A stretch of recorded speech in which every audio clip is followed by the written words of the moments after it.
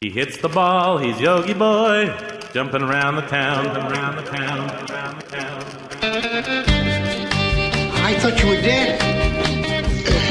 Sun out of your eyes and be yourselves. Heard you were dead. She's dead, wrapped in plastic. That man's dead back there. It was worse than dead. Must be dead. Is this a dead man, Doctor? Oh God! Oh, Jesus Christ! Welcome to the Roast Mortem Podcast, where we talk about dead people. I am Cody McCann, joined by Thomas Saltman. Travis Lee. I said that like I was going to get hit by a car. Yeah, why? Thomas. I'm Thomas Saltman. Yeah, my head was far away from the mic. I brought it in. Can you hear me now? We're close. Don't worry about it. We good. Who's up today? Who's going? Who's going? So on the block today, we got Yogi Berra. Like the guy who steals picnic baskets? Ooh. Well, we'll get into that, actually. He really does steal picnic baskets? He's one of baseball's most beloved and honored players and one of the most quoted individuals who ever lived, and possibly an idiot. So we're going to look into that. I mean, his parents were an idiot. Name him Yogi. Well, that's not true. He actually got that nickname from a childhood friend. I'm saying too much. You are. You're letting it go. No, that's fine, because that was in the beginning of his life. We're not going to cover that much of... All right, so he... let's see. He's born in May 12th, 1925 in St. Louis, Missouri. Hey, I grew up there. Yeah, Cody was there. How was it? It was all right. They got the arch thing. And how was elementary school? They also eat like shit there, don't they? It's like all cheese. Yeah. Should be. It's cheesy. They eat the way people are supposed to eat. Through their mouths. So speaking of cheese, his parents, Pietro and Paulina Berra, they were Italian immigrants. Wow, that sounds like cheese. Yeah. Yogi Berra, he grows up out in St. Louis. He quits school in 8th grade. There's our first tell that he's like, fuck that, I can do 13? baseball. Yeah, I think it's 13. No one should quit school by that age. Why was he allowed to do that? Just because he was yogging? I don't know. It's like very convincing. This has got to be if he's 13. That's like 1933 or something. He's got some muscles on him. Yeah, he's probably built like a brick house. Yeah, one brick. Got a brain like a brick. Yeah. So he quits school and he works some odd jobs and he gets into baseball, which is how people know him. So he tries out for the St. Louis Cardinals at 15 years old with his boy Joe Garagiola, who comes back into the story later on. Famous garage owner, right? Joe, I like that. Joe gets a contract offer from St. Louis for $500. Now, I don't know what the fuck that means back then, because it just says $500. I don't know if that's a week. It's just a lump, just a single lump. Yeah, you get the lump sum. There you go. This is $500. You're playing baseball. They offer Yogi a contract, too, for only $300. Oh. So he's like, hell nah, doesn't do it. Eventually, the Yankees B team offers him $500. Again, I don't know the context of this $500. This is very mysterious. Yeah. Yes. Back then, I would think you get paid 13 cents an hour for Yeah, playing so professional per game baseball. doesn't sound- I mean, $500 is it probably was a lot back then. Yeah, Was maybe that like it's 1930. I think it's like seven grand. It's about that. Oh, wow. But that's A like season, once a yeah. year. But this is the era where you could get like a steak dinner for like a nickel, right? And Subway didn't have $5 footlongs back then. No. And there was a guy called Shoeless Joe Jackson. He didn't have shoes. And he was playing baseball. They didn't give him the $500. See, I don't know anything about baseball, which is why I had so much fun researching all this. Now I know a little bit more about baseball and dum-dums. He is drafted into the Navy at 18 while he's playing in the minor leagues. He was part of the D-Day invasion. Oh. So my boy, he's out there on a ship shooting a machine gun. He has no idea what the hell he's doing. I'm just picturing him like self-serving grenades and like hitting them from the ship. Oh, yeah. Like, I can see damn, it, that's Nazis! fun. Bam! For a guy who was born in Missouri, he's still like New York Italian. Right. You know, Yeah. you listen to him talk, he's very... Thoroughbred. Yeah. Gets back from the Navy, goes back to the minors again for a short time, and then finally he's picked up into the Major League Yankees for... I don't know what the difference was on that contract. It could have been $640 for all I know. But that's 1946. That's when he starts playing for the New York Yankees. Then he marries his wife in 1949, Carmen Short. He has 3 sons, Dale, Tim, and Larry, all of which played professional sports as well. Dale. Fucking Dale. Wow. His first game that he had after signing into the major leagues, he hits a home run. So immediately everyone's like, who's this fucking guy? His name's Yogi. Who gives a shit? to step up and hit a home run. He's instantly like a favorite. After that home run, he probably got a nice big old Italian dinner, a lot of spicy sausage and meatballs, and Mom spaghetti. Probably a mom lot. spaghetti. Yeah, I could see that. He was known for being able to hit bad pitches. Okay, so he could save a pitch. He would just swing like a maniac at anything and would hit it. I mean, look, so it's like 2 feet above his head, and he's just chopping at it, like and hitting home runs. He would swing at balls and crush them. Like it's something that's way out of the strike zone, and he would just fucking whale it. I mean, I feel like I might talent. be jumping ahead. is. I feel like I might be jumping ahead a little bit, but was he a drunk? Because I just imagine it's like some drunk Italian guy walking up, just like, I'm gonna hit the fucking ball. No, he wasn't a Babe Ruth type. Oh, okay. He was not like Babe.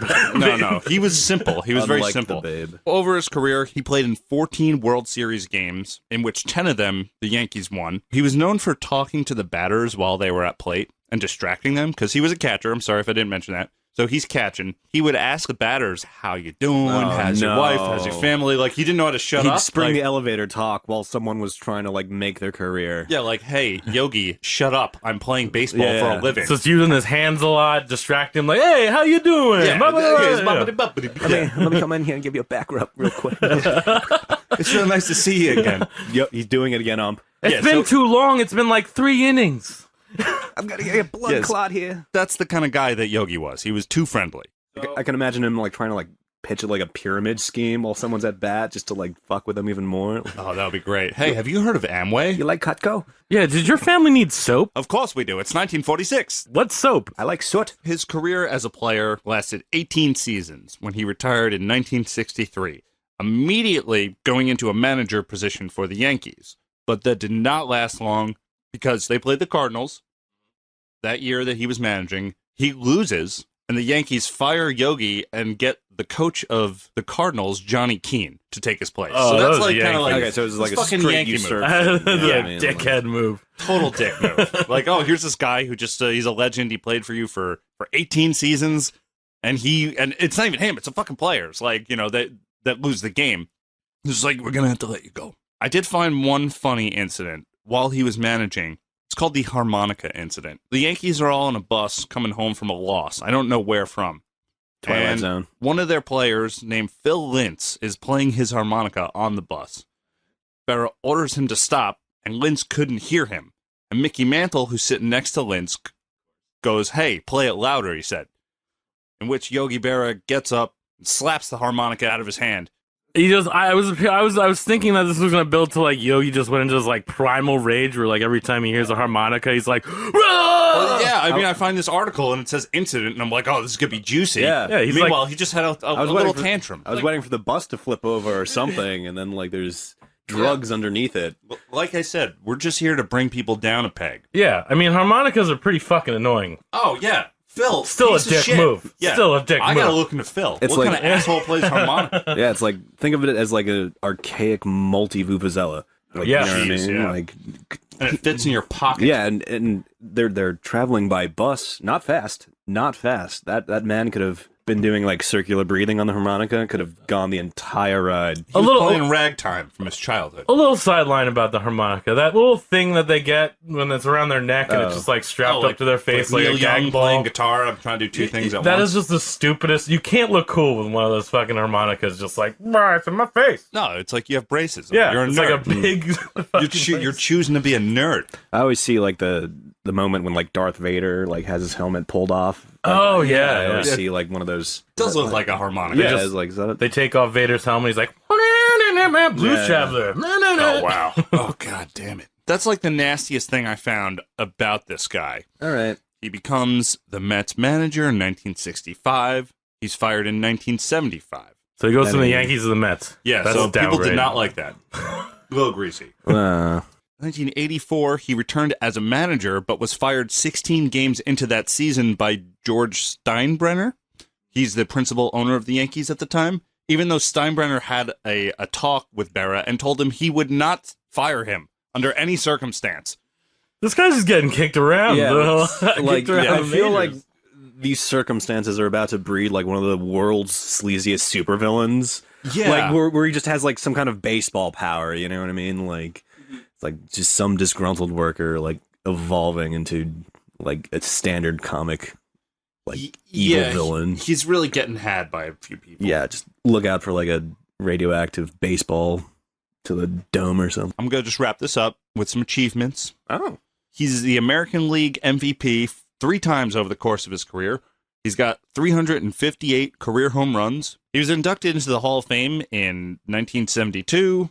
He's got his own museum, which is weird. I think that's in Jersey. It's not in St. Louis or New York. They put him in Jersey. Well, They're he like, lived in Jersey his whole life. Oh, okay. He Well, always lived. Yeah. I was just thinking, wow, you got kicked everywhere. around New York all the time. We're not going to let you have your museum in New York. You're going Jersey. Yeah, can we exile him? He received a honorary doctorate from the Montclair State University. Because he's good at baseball. Well, he left school at 8th grade. He needs some kind of My degree. God. Don't give up, kids. Yeah, Don't If you give leave up. school, you Don't can still look get a at doctorate. Yogi. Yeah, so enough of those. He died at the age of 90, 2015, September 22nd. Really? Cause Yeah, of so death. Oh, he's a little old boy. Natural causes Oh. in his sleep. All natural. Yogi is not a bad guy. I'm looking into him. I really couldn't find anything dirty, you know. Right. Seemed pretty straightforward. But what was worth looking into is this term yogiisms. Now, yogiisms were these things that he would say. Some would even call them malapropism, which is... Ooh, I've heard that word before. Yeah, I'm going to go over the malapropism real quick. Do it. It's like a male prop. Yeah, Like a malaprop. dildo. Strap on. strap-on like dildos. Like a strap on dildos. So- Malpropism. Philosopher Donald Davidson has noted that malpropisms show the complex process through which the brain translates into language. All right. Mm. He's saying that the language competence must not simply involve learning a set meaning for each word and then rigidly apply those semantic rules to decode other people's utterances. Rather, he says, people must also be continually making use of other contextual information to interpret the meaning of utterances, then modify their understanding to each word's meaning based on the interpretation. Now, that's a mouthful. Yeah. That kind of, from what I'm getting, it kind of sounds like he's Ricky from Trailer Park Boys. Yes, that's a great analogy. It's interesting because you kind of know what he means when he's talking about these things. They're humorous, they're these quips. But what I found interesting was this book. I have it right over here. He's reaching. I'm reaching. It's called The Yogi Book. And I ordered this because I wanted a little more information about him. And it's not really information. It's a book by Yogi Berra where he explains what he means by all these things. And this is where I think the stupidity really came out for me. Because it's one thing to say something, it's a little paradoxical. But wow, when he starts explaining them.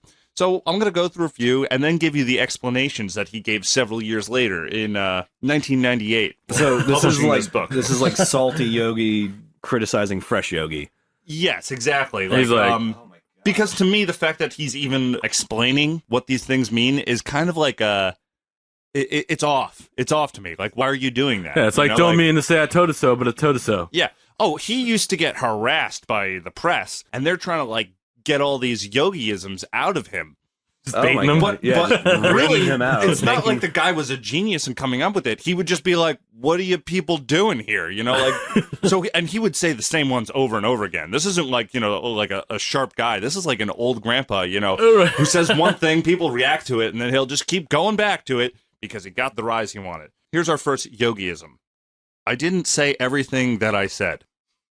Okay. Yeah, all right. All I got it. His explanation was, this is a quote too. I'm reading. He's gonna Yogi quotes right here. This was a comment I made when someone asked me about the quotes that I think I said. Then again, I might not have said them, but you never know. Okay. Holy Okay. shit. Okay. So he's essentially explaining that the mythos like supersedes the man. Yes, which made him very angry because, like I said before, a lot of press would they would get on his case. They're trying to get the myth version of Yogi, and Right. he's like just trying to live his life. And yeah, he's a dum-dum, a nice dum-dum. He's just saying things, and people are coming up to him like, oh, he's a fucking yogi. All right. It's like, oh, maybe I said it, maybe I didn't. I don't know. I hit a ball, made a meatball. Pretty Hey. much. But my explanation was like he wrote it. This is like this Right. went through an editor. This is him writing it. All right. Let's play a game. When did you first realize that? Let's go like by each one. Oh, like, me? No, Well, no. Like, what was Yogi doing that first made him say that quote? To like, how is that mined out of him from a paparazzo? Is my question. Like, I'm glad you brought that up. So the guy who he tried out with for the St. Louis Cardinals back when he was 13. Yeah, the dude that got the better fucking contract. Joe Gragialo. Joe Garage Boy. Oh, Joe Garage Boy. Yeah, Garageman. Yeah. Yeah, so Joe Garagialo, he ended up becoming a sportscaster. all right. And he was known for telling these stories about Yogi Berra, which did not fly well with Yogi Berra because he was basically making this mythos come more to life and just making his life more terrible. So he's like making like a trumped up straw man for like Creating Joe the myth. really messed up because now it really pushed this idea of Yogi being this hilarious Groucho Marx kind of figure. Now, Groucho Marx, when he would say things like this, he was calculated, he was cold, he was smart. Yogi Berra, on the other hand, was a bumbling idiot. So when shit came out of his mouth, it wasn't because he thought about it or was witty. He was just a guy, a little slower than your average person, and he'd mix up words. A little slower than your average bear. it's like the it's like the baseball version of Forrest Gump, kind of. Kind of. I like that. Super kind-hearted, little dum-dum. Did he understand what the strike zone was? Because you were saying that he just would swing at anything. Like, did he understand that there was a box His there? playing style, I didn't really get that Yeah, into. that's a good Other than him question. talking to people. More of these yogiisms. Sorry for the... Yeah, go for No, it. go for it, man. Nobody goes there anymore. It's too crowded. Yeah, I like that too. Yeah, that's funny. I like it. The explanation is funnier. I was talking to Stan Musial and Joe Garagiello in 1959 about Ruggeri's restaurant in my old neighborhood in St. Louis. It was true. Okay, That's the explanation. It's a comment on gentrification, right? You could read it like that. I am. I'm but gonna he's do just that. saying it was true. Yeah, no. He just put I'm a reading timestamp on it. Yeah, he's just like, I said it. That's true. Here's That's another one. one. I'm Yogi. Here's another one. A nickel ain't worth a dime anymore. I like. Well, It's funny. I'll get that I'll give tattooed it on to me. you. It's all cute. right. But the explanation, who would doubt this? I notice it especially when I go buy my papers in the morning at Henry's in Verona, New Jersey. Imagine that day that he walked in there one time, and he's buying his paper. You're like, hey, Sal, give me a paper. And he's like, oh, it's a dime now, or whatever. What? And just like his mind explodes, just like. I just can't believe he's explaining any of this. If it's Right. funny, just let it be funny. Yeah, Why would you explain It's like the whole dissecting a frog thing, you know? Yeah, except he's dissecting a cheese doodle. Just more cheese doodle It's inside. more cheese doodle. You shouldn't be dissecting those. Yeah. It's clear. So then we got, it's deja vu all over again. That was hilarious. Yeah, that was like, hilarious. I find the fewer the syllables in these yogiisms, the more potent they are. Absolutely. They were to the point, if they had a point. Yeah. So his explanation of that was, my comment after Mickey Mantle and Roger Maris hit back-to-back home runs for the umpteenth time. Makes sense to me. Just leave it out, man. Yeah. No, I don't want to read that. You know? No, It's deja vu all over again. Haha. I like that. you don't need to explain it. Yeah, now you're starting to stink a little bit. I'm just going to read some more. No more explanations. They're This one's good. self-explanatory. When you come to a fork in the road, take it. I got it. And eat your pasta with it. Here's two 90%ers. 90% of the game is half mental. Okay. And 90% of short putts don't go in. There's a reason why this guy dropped out in 8th grade. Yeah, that's where I'm going. That's where we're going. I hit the ball well. Don't need to do my thinkings. Yeah, no more He- thinking here. Do you think he knows his gazintas? He might have not learned his gazintas. Probably didn't. One last one being, you can observe a lot by watching. Okay. Yeah. I like that Very one. factual. Too true. We are the universe factual. observing itself. I brought this one in because I thought it would be funny. I really don't think Yogi Berra is like a shit-on worthy guy, but pointing out how silly he is, it's a fun talk. I mean, I always heard of him. I'm not the biggest baseball fan myself, but like obviously everyone knows who Yogi Berra is. I didn't realize he was that thick.